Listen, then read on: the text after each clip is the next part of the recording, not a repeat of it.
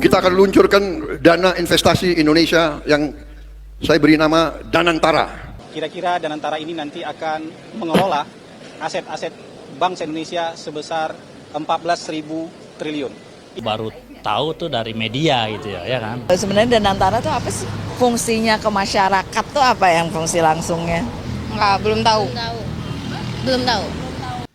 Baiklah teman-teman semuanya, pembentukan Danantara apakah bisa menjadi solusi mengenai pengelolaan BUMN yang beberapa waktu lalu itu Danantara itu resmi diluncurkan oleh Bapak Presiden kita Prabowo Subianto. Berikut adalah penjelasan dari Bapak Eko Listianto selaku Direktur INDEF. Malah kita saksikan videonya bersama-sama teman-teman. Ya, yang pertama tentu saja langsung ya diresmikan oleh Presiden itu tentu sesuatu lembaga yang besar begitu ya dan sangat penting strategis bagi bangsa ini begitu. Nah kalau kita lihat dampak langsungnya ya sebetulnya memang ini tidak untuk jangka pendek begitu ya, tapi memang adalah sebuah strategi begitu dari pemerintah untuk bisa mengelola ya aset-aset dari BUMN itu menjadi lebih produktif begitu, dan kata-kata produktif tentu tidak bisa dilihat dalam 1-2 hari lah kira-kira gitu, tetapi dalam perencanaan menengah panjang ke depan begitu. Kalau jangka pendek ya mungkin nanti kalau yang dilantik ini adalah orang-orang yang sesuai dengan ekspektasi publik, sesuai ekspektasi pasar, mungkin nanti saham-sahamnya bisa lebih menghijau begitu ya dari BUMN yang sudah TBK begitu. Tapi apakah selama ini pengelolaan aset kita itu kurang maksimal dan belum produktif pengelolaannya? Bagaimana selanjutnya kita saksikan sama-sama ya videonya. Keseluruhan BUMN dulu ya gitu ya. Memang kalau kita lihat baru sedikit yang bisa memberikan dividen pada negara begitu.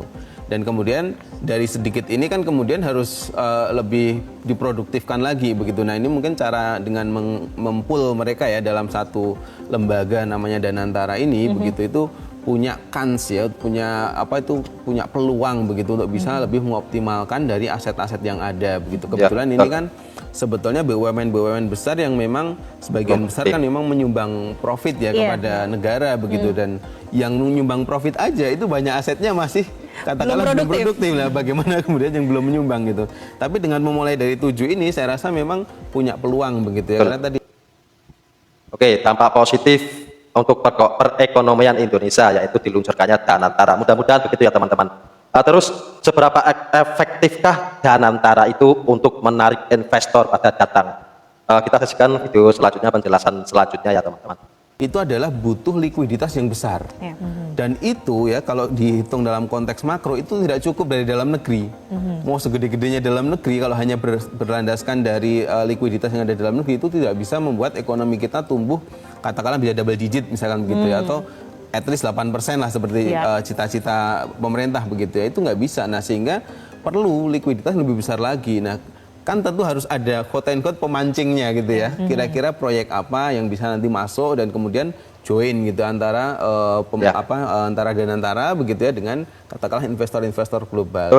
Dengan adanya SBF Danantara ini saya rasa ya akan bertambah, memungkinkan begitu, dan kalau mereka masuk akan lebih mungkin lagi untuk tumbuh memang keluar dari zona nyaman ya 5%-an itu gitu ya. Jadi begitu teman-teman ya. Lalu peran seperti apa yang nantinya yang akan diberikan oleh mantan Bapak Presiden kita yaitu Bapak Susilo Bambang Yudhoyono dan juga Bapak Joko Widodo. Dan peran kedua presiden ini juga ikut andil ya dalam Danantara itu. Berikut adalah penjelasan dari Bapak Ahmad Muzani yaitu selaku Sekjen Partai Gerindra. Mari. Pertama, beliau adalah mantan presiden, kemudian mantan wakil presiden juga semua diundang, menunjukkan bahwa ini adalah sebuah lembaga yang diharapkan oleh semua kalangan, semua komponen menjadi kekuatan bagi masa depan kita. Karena itu kita berharap ada keseriusan, ada kesungguhan, ada amanah dalam pengelolaan lembaga ini. Apakah kehadiran presiden dan wakil sebelumnya ini menandakan seperti apa? Karena jarang sekali presiden. Betul, ini adalah yang saya ketahui baru peluncuran sebuah badan yang dihadiri oleh seluruh mantan wakil presiden. Kemudian juga ada penjelasan dari jubir kepresidenan ya, yaitu Bapak Hasan Nabi. Bagaimana penjelasan dari beliau mengenai Danantara ini ya yang baru-baru diluncurkan oleh Bapak Presiden Prabowo kita. Oke, kita saksikan videonya bersama-sama. Baru saja Bapak Presiden Prabowo Subianto meluncurkan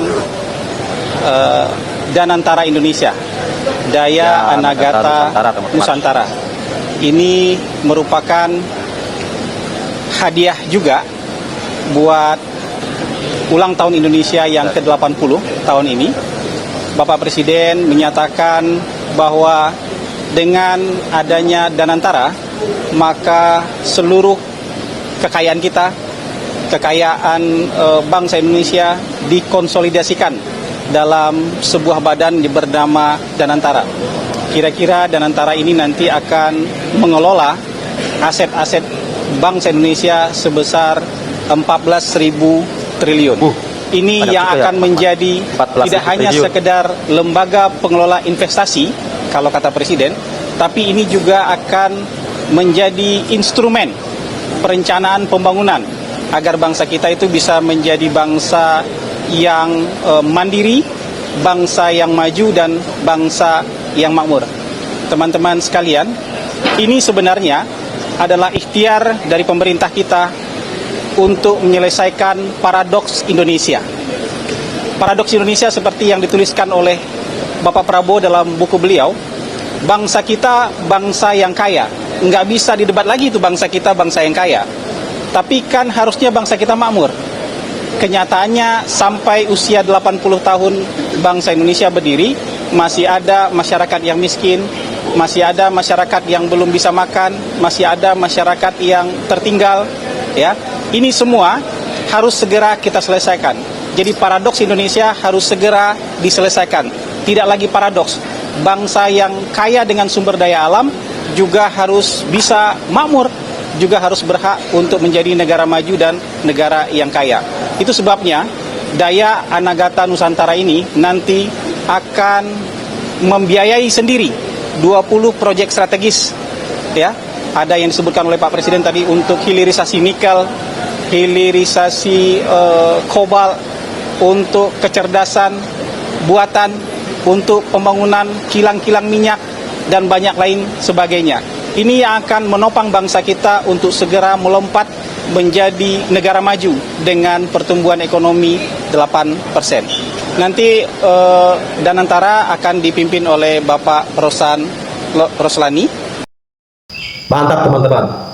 Bapak Roslani ini itu mempunyai kekayaan sekitar 800 miliar. Ya, bagaimana? Seorang pemimpin Danantara itu nantinya, wah mantap, semakin mantap pokoknya. Ya, kita lanjut videonya ya teman-teman. Nanti akan dibantu oleh Bapak Pandu Syahrir, akan dibantu juga oleh Bapak Doni Oskaria. Nanti Bapak Doni Oskaria sebagai holding operasional, karena di bawah Danantara ada dua holding operasional dan holding investasi, dan Bapak Pandu Syahrir yang akan memegang holding investasi. Ketua Dewan Pengawas yang sudah ditunjuk oleh Presiden adalah Bapak Erick Thohir. Nanti mantan-mantan Presiden itu nanti akan diajak untuk menjadi penasehat. Ya kan, seperti yang saya katakan tadi teman-teman, mantan Presiden yaitu dua orang, yaitu Bapak Susilo, Bapak Yudhoyono, dan juga Bapak Joko Widodo itu sebagai penasehat di dalam tubuh Danantara itu nantinya. Ini betul-betul dikawal, dijaga oleh figur-figur yang penuh integritas dan memang cinta Indonesia. Gitu.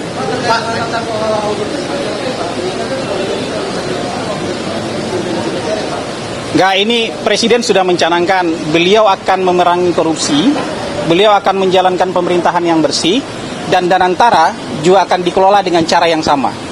Ya, pemerintahan yang bersih, pemerintahan yang anti korupsi. Danantara juga dikelola dengan anti korupsi, dengan pengelolaan yang juga bersih. Lembaga-lembaga sejenis di luar negeri itu comply dengan aturan bersama. Aturan bersama itu yang ada dalam prinsip-prinsip Santiago. 24 prinsip pertanggungjawaban, transparansi, akuntabilitas itu yang akan dipenuhi oleh Danantara. Tadi bisa diatur dalam bentuk apa itu Pak? Karena tadi Pak Presiden juga sempat mengingatkan soal audit itu kan Pak. Ya, Presiden kan akan hari ini akan menandatangani tata kelola Danantara, ya, tata kelola organisasi Danantara, dan di sana akan ditekankan soal prinsip-prinsip transparansi dan akuntabilitas.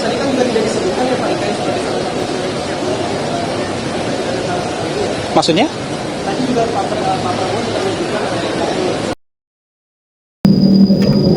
Cukup segitu ya teman-teman. Apapun kebijakannya dan juga apapun yang nanti yang akan dilakukan oleh Bapak Presiden kita itu, Bapak Prabowo Subianto itu, semuanya itu demi kebaikan kita bersama, semuanya demi kemajuan bangsa kita tercinta ini. Soal pro dan kontra itu sudah biasa, soal baik buruk itu sudah biasa, di demo juga sudah biasa. Jadi pokoknya apapun yang dilakukan oleh pemimpin kita mudah-mudahan memberikan dampak yang positif buat negara dan bangsa kita ini. Mudah-mudahan begitu ya teman-teman. Cukup sekian dari saya. Yang belum subscribe silahkan subscribe, like, komen, dan share. Terima kasih semuanya. Bye.